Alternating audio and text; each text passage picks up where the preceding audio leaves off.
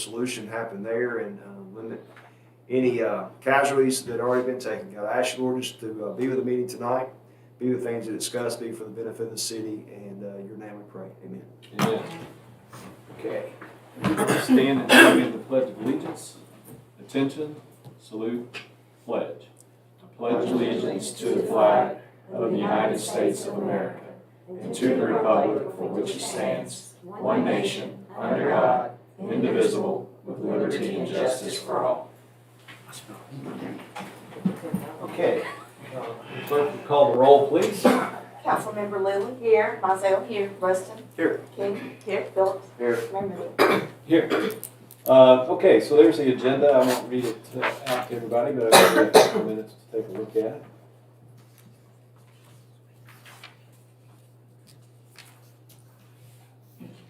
All right, so moving on.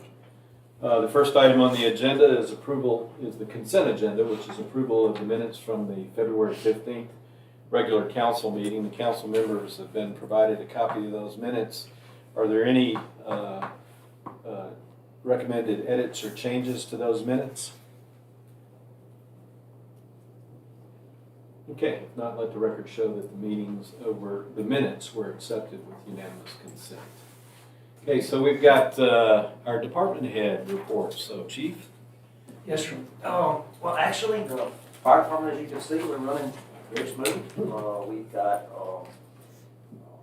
finished up all our training for the year. We're still working on a couple of CEUs for our EMS guys. That should be ready at the end of this month. Budget-wise, we are on track. A little bit under budget, really. There's an item I want to bring to your attention. It's the capital outlay, the vehicle.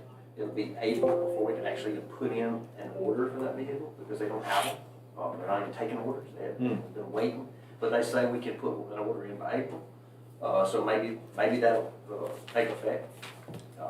Everything else, staffing is looking better. Since I talked to you, we've actually picked up a couple more. It's picking up. We're doing a little recruiting in different areas, so it's working. Everything else seems to be running fine. Equipment-wise, no real major problems. So, call-wise, we've had call volume's been up a little bit. Thankfully, during the weekend of the event, we had just minor situations, which you would know that's coming anyway anytime you have a crowd of people.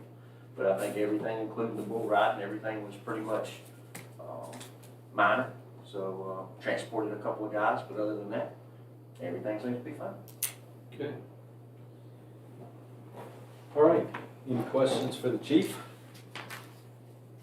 What's the vehicle you're talking about? It was the admin vehicle, the other Tahoe that we got approved, but they don't have one. So It's weird they won't let you even order, they won't let you order. They won't even take an order. Well, be sure when they do open it up, you're the first one in there. Because again, I don't know how long it's going to take. We're staying on top of it. It'll be October when you get it. I hope we get it by October. Okay. Any other questions? Our library, is Sheila here? She's not. She called and Okay. asked if I would do her report. Sure. So don't ask me any questions.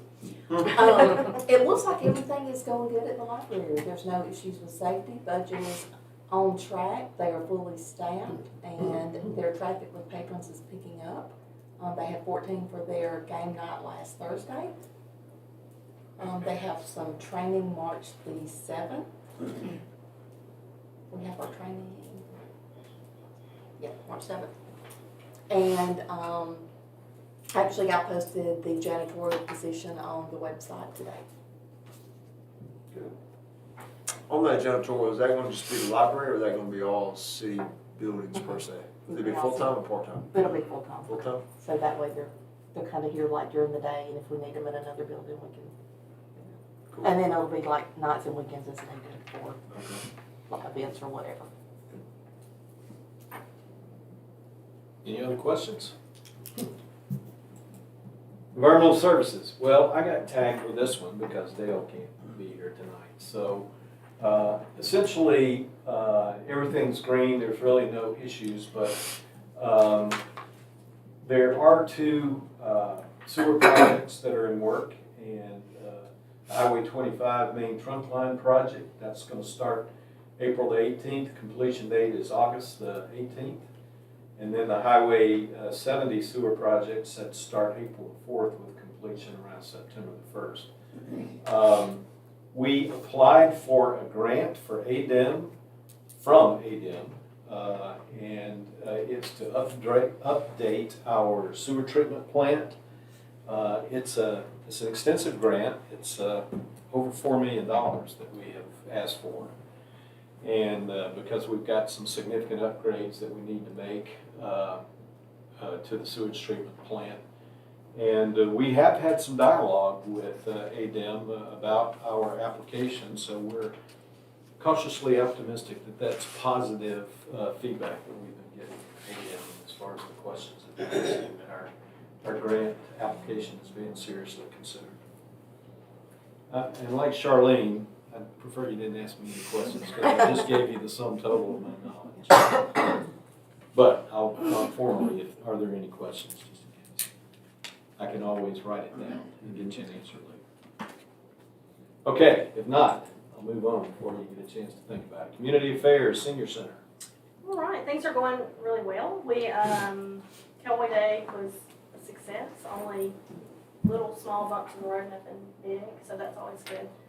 Trying to think, oh, and the bus came in last week, so it finally got here and it is insured, and Friday we will go on a big trip, so it's gonna be a lot of fun. So I'm trying to think, we served, I missed that one, about 1,100 meals in February, and we're still planning to go to Eufaula in April. The Senior Center is, so that'll be fun. Upcoming, the Bunny Tea is on the 13th of March. There's a Leprechaun Ride on March 19th. Touch a Truck is April 23rd, and Art on Main is May the 7th. How many folks you got on your trip on Friday? Actually, there are like 22, so we're going to take both buses. Wow. So we're going to a place called Bama Bucks near Boaz, and apparently they let you hold a baby monkey, and I'm really excited about that. And like they have like kangaroos, and it's all kind of weird things, so it should be a lot of fun. So that sounds like a pretty popular place to go. It's a monkey, not a chimpanzee, right? Yes, with a diaper. I Because made sure. there was a lady in Connecticut some years ago where her Yes. chimpanzee bit her face off, so Yeah. I'd be careful. Oh, please don't do it. This is a cute one. It is Okay. really cute. All right. Well, that's good. I guess they're gonna be fighting over who gets to ride in Yeah, the well, new I've already vehicle, said that like on the new bus, whoever rides the new bus there has to ride the old bus back. So. right? Okay, good. And hopefully That's you'll get fair. some good feedback. Yes, I hope Because so. the configuration on the inside is a little bit different from It the is. other A vehicle. little bit, so. So, But it nice. smells brand new. It's nice. Yeah. Okay, good. All right. Any questions for Senior Center and Community Affairs? All right. Board reports. Do we have any boards that have met since our last meeting? I'm going to take that as a no, which is why that chart is blank. Pardon?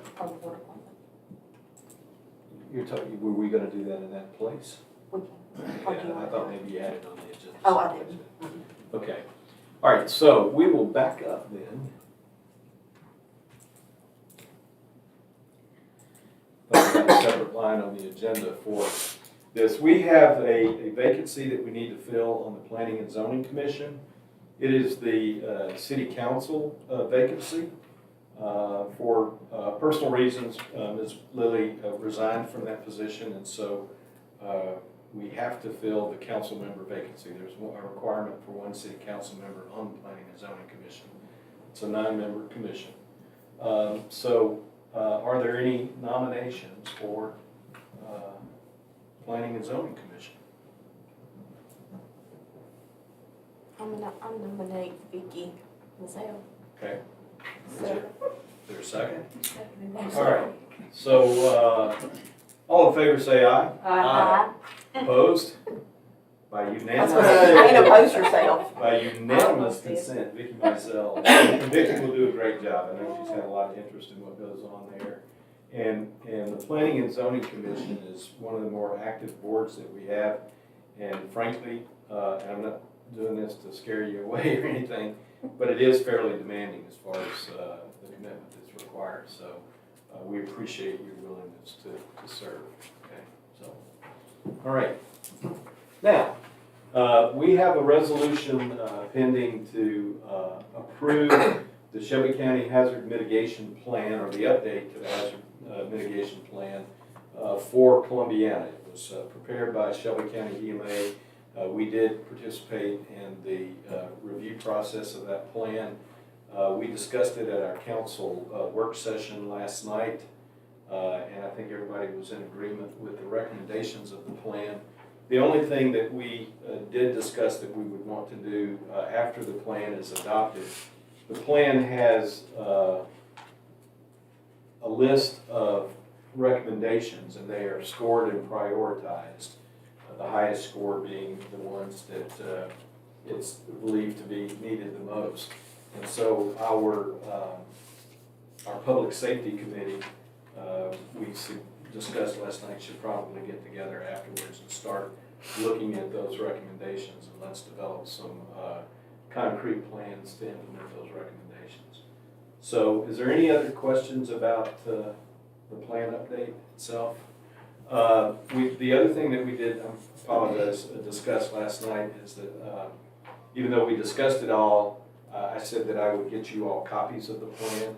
I didn't do that today, so I will scan that and email it out to all of you so that you all have a copy, and you can look at what the recommendations and study those recommendations. So, any other questions? So, if not, is there a motion to approve resolution 322? I'll make that motion to approve resolution 032201. I'll second. Okay. All in favor? Say aye. Aye. Opposed? Okay, let the record show this unanimous consent for resolution 322.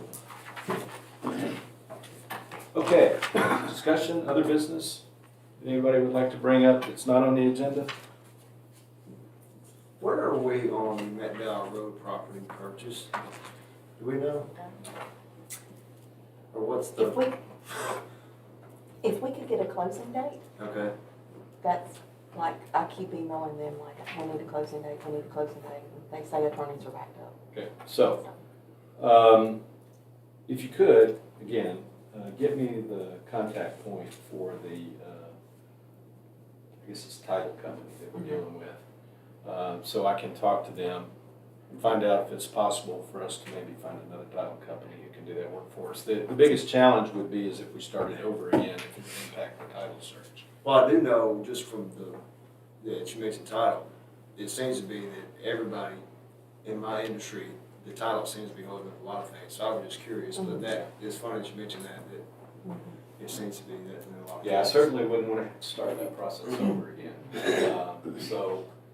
And my suspicion is that that's what's probably delaying it, but I would just like somebody to actually tell me that. Right. They just have been telling us that they're backed up, so I'd like to find a belly button that I could actually talk to and, Sure. and Okay. understand that. But, so it's just a matter of closing on the property. Good. Anything else on the red light study near the school? We have not taken any steps to implement that. I actually have looked for, and I started to call him yesterday, and I did my regional engineer for the Department of Transportation, and I didn't get a chance to call him yesterday so that we could actually start that process. But I want to have a conversation with him about that and other stuff as well. So, and I think it would be a good idea. We have met, I have met the man, and I just felt like it'd be a good idea to go speak with him and get to know him a little bit better, and him get to know me better. And that was one of the things that I wanted to discuss with him. Is he local? Is he No, he's in Hoover, the office is in Hoover for the region. Good deal. I got something else. Mm-hmm. Do we have anyone in town that's like over the ball fields, like girls, boys, either for improvements or field usage, or is it just kind of like we all just do whatever? I give you my 2 cents worth on that. we have a Park and Recreation Board, Okay. and Ricky heads up that Park and Recreation Board. And so my position is that board is responsible for basically the physical infrastructure planning and needs for our ball fields and our parks, et cetera, et cetera. Then we have several leagues, and those leagues have certain desires, certain requirements, things that they may want or need.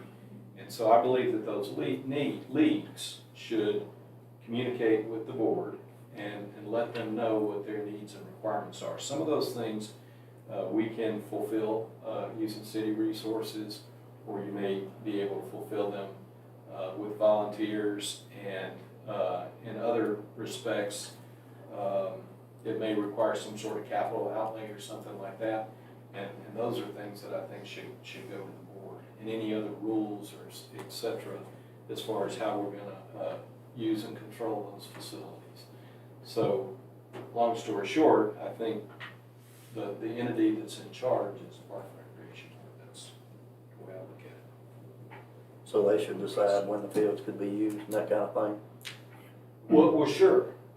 And again, the leagues, you know, they can delegate that. You know, they can say, okay, boys baseball, you have these fields on these dates, and let them, you know, set up their own schedules and things of that nature. Same thing with girls softball. But at the end of the day, I think it needs to be controlled by that entity. So like if the boys baseball wanted to improve a batting case, do they need to bring it to the park and rec first, or you think, or just kind of do it? I do. I think they should take it to them and say, here's what we want to do. I doubt there would be any objections, but you never know. They may decide they want to tear something down and redo it, and that might have issues that maybe or concerns that you know, the Park and Rec Board might have, or the city might have. And you know, those facilities, you know, the city does have liability insurance for all of our city facilities, and we want to make sure that whatever we do on those facilities is done in an appropriate manner, and certainly not unsafe. And I doubt they would do something like that, but there has to be some level of oversight and control. And you want the league to do improvements on their own, some too. Absolutely, I do. But They take ownership in it. well, certainly, I think, you know, all of these types of facilities, in my opinion, are dependent upon the involvement of the parents in that particular organization. Same thing is true for high school football with the booster clubs and things, and other athletics at the high school level. But nevertheless, the school has to be able to control that. And likewise, I think the city has to be able to control these parks. And you know, if people are doing things that are going to help improve it, we're certainly not going to stand in their way. We just want to make sure that we have some oversight to it. That's me. I think it's important with the point that you mentioned too, that if we're dealing with infrastructure, I think that's the more, that goes on another level versus just, I don't know, paint a fence type of deal. Yeah. So if we're building an infrastructure, then the worst thing can happen if we build it, it falls, then I think that's where the city becomes really liable. Sure. So, I mean, not to say that it wouldn't be, Lord knows it probably wouldn't be turned down. I just think in the event that, hey, we need to have one certified general contractor versus Ricky out there doing it, you know what I'm saying? So, I think that's the most important thing. We all agree with that. Absolutely. So, Did that answer your question, actually? It did. I just had a lot of people, you know. Well, that question was asked of me actually earlier today, so I kind of accidentally had a halfway response to it. Okay. Any other items for discussion? Okay. Mayor's report. So earlier today, Ricky, as president of the Park and Recreation Board, and myself met with Kevin Morris, who's our county commissioner, and we were happy to receive a check for almost $83,000 from Shelby County, which is a Park and Recreation grant. When we applied for that grant, we identified certain improvements that we wanted to make at the city park, sometimes called Kiwanis Park. But in addition to the Kiwanis Park, where the playgrounds and stuff are, There's some ball field work and stuff that we already had in the works and plans there, but anyway, I think it was great that we were able to get that grant from the city, so that's over and above what we had budgeted for this year, so it's gonna give us the opportunity to do some things that we didn't have in our budget, but we had obviously planned for when we requested the grant, so I think that's great. Anything you want to add to that? No, I think it's nice of the commission to do that for us. I mean, it's the first time we've gotten that grant. Obviously, Charlene helped write that too, so kudos to her. So it's a pretty big deal to get it. So I appreciate the commission and Kevin being able to award that to us. So it'll help tremendously. Okay. So some of you may recall that several months ago, with the use of ARPA funds, we approved a contract for a stormwater drainage study. And that study started this week. I actually was driving down Highway 70 around lunchtime today, and I saw some guys in the storm drain over by, what was the bank there by the in front of the ABC store, or Rainbow, one that's closed. First United. Yeah, First United. So there were 3 guys down in the ditches and stuff there. So you may see people around town doing this study, and they may be, walking around and through ditches and drain pipes and things like that on or near your property. So if you see those guys, this study was contracted. They were given a 5-month period to create it, to complete the study, and I think that's probably more time than they need, but they've allowed a cushion for bad weather and things like that that might interfere with it. So that kind of leads into the next thing. The map below there are the 2 basins, which is most of the city of Columbiana, not all of the city of Columbiana, that are included in that study. But we received some information from FEMA on their flood hazard determination. It was a study that was actually completed in 2020, and it's 2 things. It's basically a flood insurance study, and then they create from that a flood information rate map, and this basically determines what the flood zones are, and could have an impact on people's property insurance as to whether or not they're in a flood zone or a designated flood zone or not. And so the information that I got from FEMA is that what they are going to do before they finalize the flood information rate maps, they are going to have a 90-day appeal period, so people can study those maps. If they believe that their property is adversely affected by the ratings in that map, then they would have the opportunity to appeal. The public notice was first put in the Shelby County Reporter this weekend. It'll be in there again on March the 6th, and it's also going to be in the Federal Register.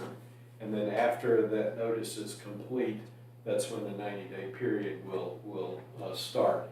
There's a bunch of websites down there where you can download information, preliminary information. There's also, ADECA has the information as well on their website here in Alabama, and then the flood maps. And it's quite a lot of information they have to sift through to be able to find what might be relevant to you. But I want people, we will post this information on the city's website.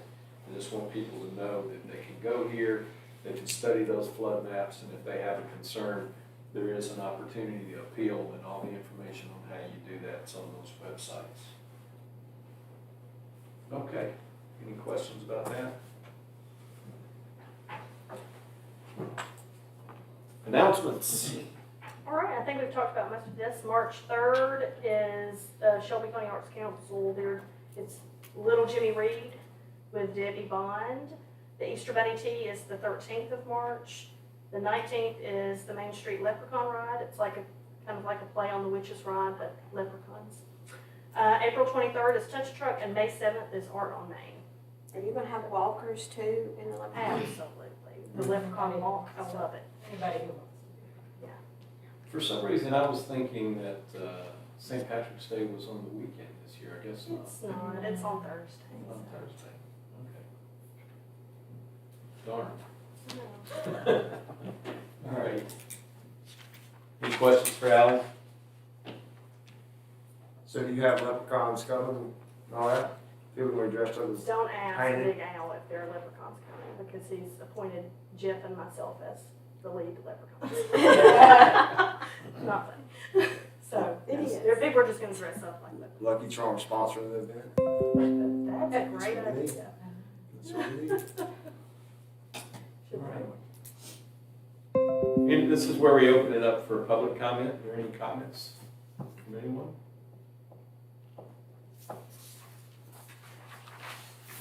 Okay. Not a lot of people here, but we do have YouTube, obviously, that's going. So I'd like to take this opportunity to make a public comment by taking off my mayor's hat and just making a comment as a citizen. So bear with me here. I want to talk about some things that are going on in the world. I'm going to let you guys read this quote. This is a quote from a guy named John Stuart Mill.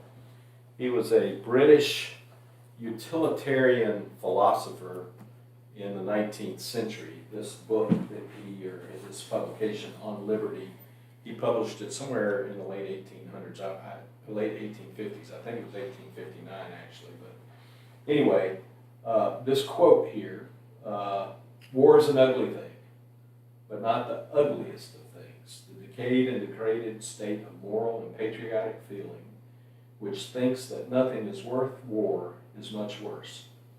A man who has nothing which he is willing to fight for, nothing which he cares more about than his personal safety, is a miserable creature who has no chance of being free unless made and kept so by the exertions of better men than himself. Of course, we're all following with what's going on in the Ukraine right now.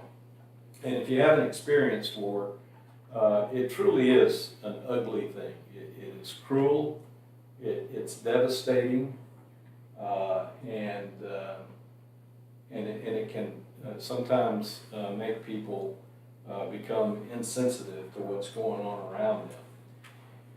And the thing is if you've been following what's going on in the Ukraine, Vladimir Zelensky, who's the president of Ukraine, has been compared lately in the way he's led their nation against overwhelming odds to Winston Churchill in World War II, and how Churchill rallied the British people in the wake of Hitler's overtaking Europe. And I think, you know, the types of things he's doing have been inspiring for the Ukraine people, for the Ukrainian people. But one thing that you need to think about, or at least I think we need to think about, is prior to Winston Churchill, the Prime Minister of the UK, he was ousted by a vote of no confidence, and Churchill replaced him, was a guy named Neville Chamberlain, who for years tried to appease Hitler in Germany until finally it was too late and he had taken over the entire continent of Europe and essentially had the entire British army backed up at Dunkirk. And at one point, Neville Chamberlain was contemplating surrendering the entire British army to Germany. And Hitler came in and within a matter of weeks had rallied the British people. Churchill came in and rallied the British people and put together the civilian flotilla that went across the English Channel, and they were able to evacuate 300,000 British soldiers from Dunkirk. And the point about all this is you cannot appease a tyrant. You cannot appease a bloodthirsty, greedy dictator who all he wants to do is control the world. And sometimes we just don't learn from history. I think Neville Chamberlain wasn't successful, and Europe paid a price, and I don't think Europe and the U.S. have been successful with Vladimir Putin, and there's a price now being paid in the Ukraine. So I think it's something that we should all learn from that. And it has happened over a long period of time because he invaded Georgia, he invaded the Crimea, and we really didn't do anything to stop that and somewhat embolden him. But you just cannot appease a tyrant. So something else to think about because is economic strength is power. In these two charts right here, you can see this one is 1999, this one's 2018, which is more current. And what this shows, the blue is all of the nations in 1999 where the United States was the dominant trading partner of those nations. And as I said, economic strength is power. And so in 1999, clearly the United States dominated the world as far as economic power is concerned. In 2018, and much the same today, the primary trading partner for most of the world, the red, is China. And I think we all need to be concerned about that. What concerns me the most is that they're right here in our own hemisphere, and you know, countries that we consider Western. When you look at parts of Europe and you look at Australia, they're the dominant trading partners there. And again, these things didn't happen overnight. They've happened, this in particular, over decades. But a lot of it has to do with policies that affect our ability to do business with the rest of the world. And so what's that have to do with Columbiana? Well, it certainly doesn't really have anything directly to do with the city business of the Columbiana, which is why I'm making these comments as a private citizen, and not as the mayor. But I think it does affect every one of us, and it affects all of us in the world. And tonight, we are going to hear the State of the Union address from our president. And he's going to say, as all presidents do, that the state of our union is strong. And I think that in general, that's correct. I think there are some cracks and some fissures in the union of our country. But what concerns me the most, even though the state of the union may be strong, the strength of our country is waning. And I think all of us need to be aware of that. So that's my 2 cents worth for what it's worth. And I appreciate you indulging me and let me talk about that. So,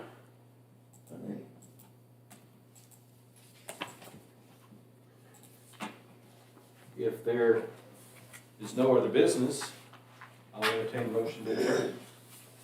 Make a motion to adjourn.